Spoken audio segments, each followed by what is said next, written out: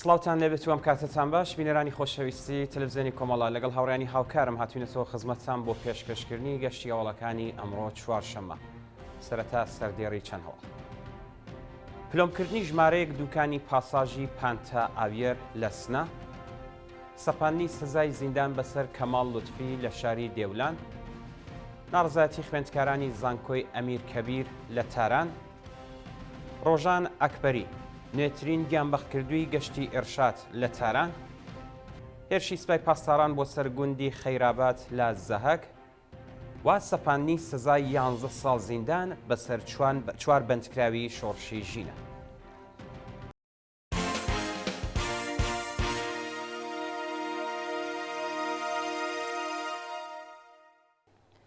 درێژەی هەواڵەکان پلۆمکردنی ژمارەیەک دوکانی پاساژی پانتا ئاویێر لە شاری سنە ڕۆژی سێشەممە 28 خاکە لێوە ژمارەیەک لە دوکانەکانی پاساژی پانتا ئاویێری سنە بە بیانووی ڕەچاونەکردنی یاسای حیجابی ئیجباری لەلایەن ئیدارەی ئەماکنەوە پلۆم کرن.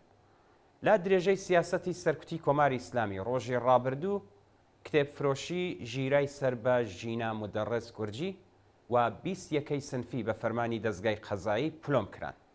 لە پاساژی پانتا ئاویێری سنە ژمارەیەک دوکانی تجاری بە بیانی ڕەچاونەکردنی یاسای حیجابی زۆرم لێ پلۆم کراون و ناڕزایەتی بەرینی کاسبکارانی لێکەوتوتەوە.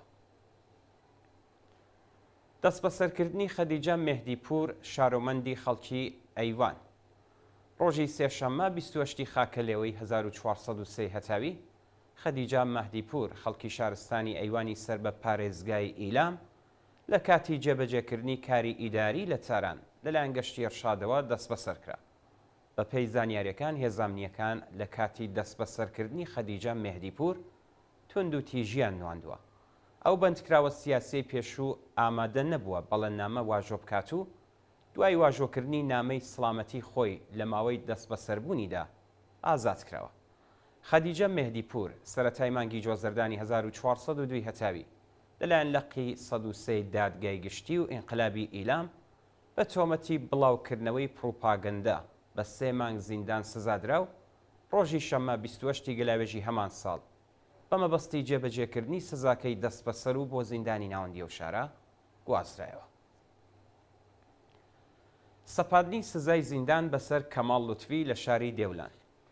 کەماڵ لوتفی لە ئەندامانی بنەماڵە دادخوازەکانی کوردستان لەلایەن دادگای ئینقلابی دێولان بە تۆمەتی چالاکی تەبلیغی دژ بە نظام سزای 1 ساڵ بەندکران بە تۆمەتی سوکایەتیکردن بە خامنەیی سزای 2 ساڵ بەندکران و بە تۆمەتی بێڕێزی بە خومەینی سزای 2 ساڵ بەندکران و سەرجەم سزای 5 ساڵ بەندکرانی بەسەردا سەپێنرا.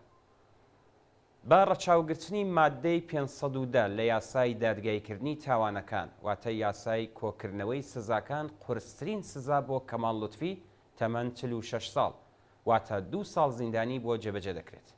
کەماڵ لوتفی باوکی ڕەزا لوتفی لە گیانبەختکردوانی شۆڕشی ژینە لە شاری دێولان و ڕۆژی سێشەممە 21 خاکە لێوەی 1403 دوای بانکران بۆ دادگای ئینقلابی قوروە دەست بەسەرکرا.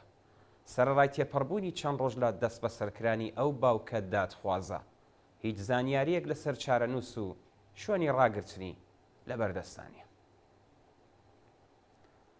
گواستنەوەی ماشەڵڵا کەرەمی لە زیندانی کەرەجەوە بۆ شوێنێکی نادیار. ماشەڵڵا کەرەمی باوکی لاوی لە سێدارە دراو محەممەد مێهدی کەرەمی لە ناکاو لە زیندانی کەرەجەوە بۆ شوێنێکی نادیار گوازرایەوە. گواستنەوەی ئەو باوکە دادخوازە بۆ شوێنێکی نادیار لە کاتێکدا ڕوویداوە کە بڕیار بوو دانیشتنی دادگای ناوبراو لە ڕۆژی داهاتوودا بەڕێوە بچێت. ناوبراو پێشتر لەلایەن دەستگای قەزایی کۆماری ئیسلامیەوە بە ئەندامبوون لە گروپی دژبەری نظام بەشداری لە کۆبوونەوەی نایاسایی بە مەبەستی تێکدانی ئاسایشی وڵات پروپاگەندە دژی کۆماری ئیسلامی بێڕێزی بە پیرۆزیەکان و سوکایەتی بە خامنەیی تۆمەتبار کرابوو. برینداربوونی کۆڵبەرێک بە لێدانی هێزەکانی ڕژیم ڕۆژی دووشەممە 27 خاکە لێوە کۆڵبەرێکی خەڵکی مەریوان بە ناوی ئەسعەد ڕاهپەیکار بە لێدانی هێزەکانی ڕژیم لە ملەی ژاڵانەی هەورامان بریندار کرا. بە پێی راپۆرتی کۆڵبەر نیوز لە حاڵێکدا ئەسعەد ڕاهپەیکار هیچ بارێکی پێ نەبووە لەلایەن هێزە سەرکوتگەرەکانی ڕژیم دراوەتە بەر لێدان و ئەشکەنجە کراوە. هەروەها ئەو ئۆتۆمۆبیلەی ناوبراوی پێبووە لەلایەن مەئمورانی هەنگی مەرزیەوە دراوەتە بەر زەربەی باتوم و شوشەکانی شکاوە.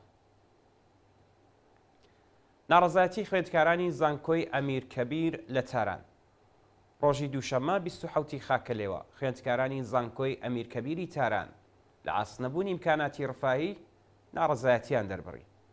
بە وتەی سەرچاوەکانی هەواڵ خوێندکارانی زانکۆی ئەمیر کەبیر لە ئاست کەیفیەتی خراپی خۆراک و نەبوونی ئیمکاناتی ڕفاهی لە خابگا ناڕازین و دەڵێن بەرپرسانی زانکۆ لە بەرامبەر خزمەتگوزاریە کە پێشکەشی ناکەن پارە لە خوێندکاران وەردەگرن و جەوی زانکۆیان بە توندترین شێوە ئەمنیەتی کردووە.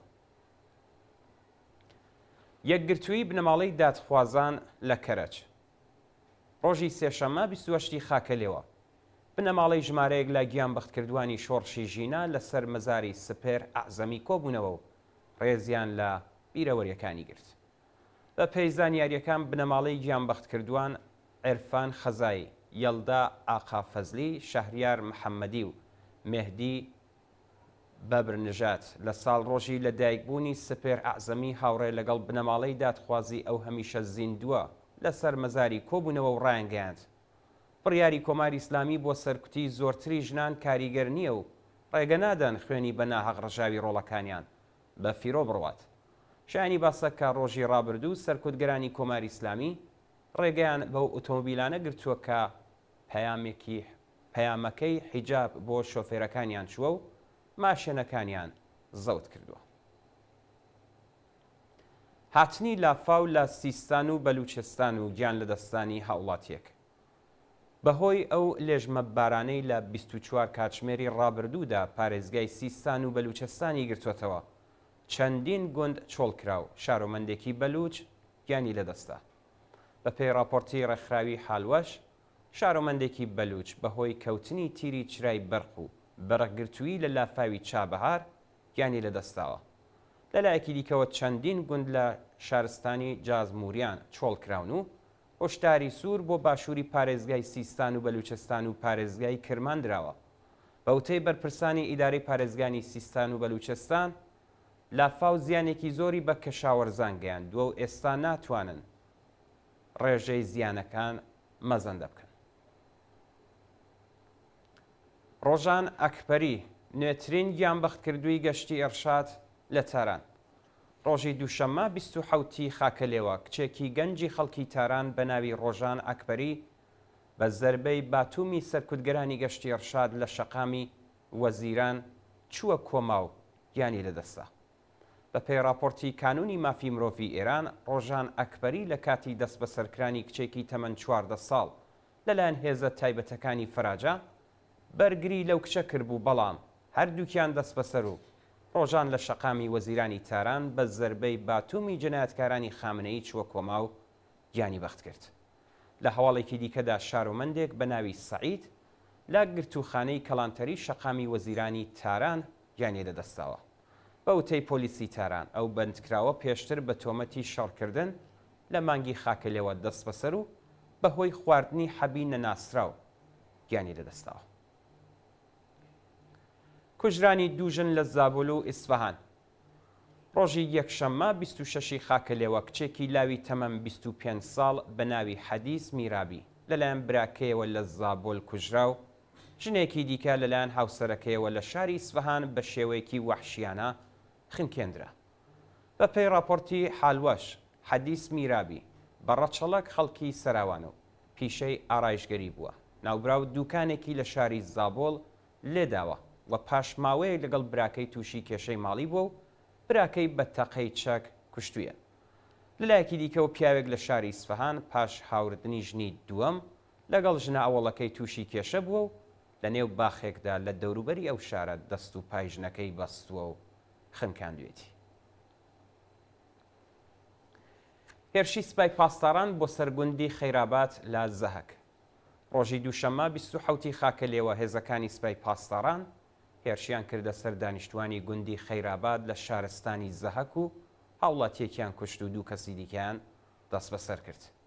بە وتەی چالاکانی بەلوچ هێزەکانی سپای پاسداران پاشکەماڕۆدانی خانوویەک لە گوندی خەیراباد ژن و منداڵەکانی نێو خانوەکەیان بردووەتە دەرەوە و ئەو ساختمانیان داوەتە بەردەست ڕێژی گولە لە ئاکامی و هێرشەدا هەوڵاتیەک بە ناوی عیسا بەراهووی تەمەەن 33 ساڵ گیانی لەدەستاوە و دوو کەسی دیکە بریندار و دەست بەسەر کراون کە ناسناوی یەکێکیان بریتە ئیسماعیل گورگیچ تەمەەن 35 ساڵ. سەپاندنی سزای 11 ساڵ زیندان بەسەر 4 بەندکراوی شۆڕشی ژینە. پەروین میرئاسان، نەسڕوڵڵا، ئەردەوان و ئەرغەوان فەلاحی. 4 بەندکراوی شۆڕشی ژینە لە شارەکانی شیراز و تاران لە پەروەندەیەکی هاوبەشدا سەرجەم بە 11 ساڵ زیندان مەحکوم کراون. بە پێی حکمی لەقی 26 دادگای ئینقلابی تاران با سەرۆکایەتی قازی ئەفشاری کە ڕۆژی شەممە 25 خاکەلێوە دەرکراوە، پەروین میرئاسان و نەسڕوڵڵا فەلاحی هەریەکە و بە تۆمەتی ئیجماع و تەبانی دژ بە ئەمنیەتی نەتەوەیی بە 4 ساڵ زیندان و ئەرغەوان فەلاحی بە 2 ساڵ و ئەردەوان فەلاحی بە 1 ساڵ زیندان مەحکوم کراوە. دوا هەواڵمان سەبارەتە بە بانکرانی محەممەد حسین حسینی بۆ ئیتلاعاتی سپای مەشهەد. محەممەد حسین حسینی یاریزانی فوتباڵی خەڵکی مەشهەد کە پێشتر دەست بەسەر و بە زیندان مەحکوم کرابوو ڕۆژی چوارشەممە 29 خاکەلێوە بۆ ئیتلاعاتی سپای پاسەڕانی ئەو شارە بانکێشت کرا. محەممەد حسین حسینی لە مانگی ڕەزبەری ساڵی ڕابردوو لەلایەن ئیدارەی ئیتلاعاتەوە دەست بەسەر و ڕۆژی سێشەممە 11 ڕێبەندانی 1402 بە دانانی وەسیقەی 1 ملیارد تمەنی بە شێوەی کاتی ئازاد کرابوو. ناوبراو لە ماوەی بەندکرانیدا بە سەختی ئەشکەنجە کراو چەند جار بە شێوەی دەستکرد لە سێدارەدرا. بەڵێ ئازیزان و خۆشەویستان گەشتیاوەڵەکانتان پێشکەشکرا فەرموون بۆ بینینی درێژەی بەرنامەکانی تلڤیزیۆنی کۆڵەخ.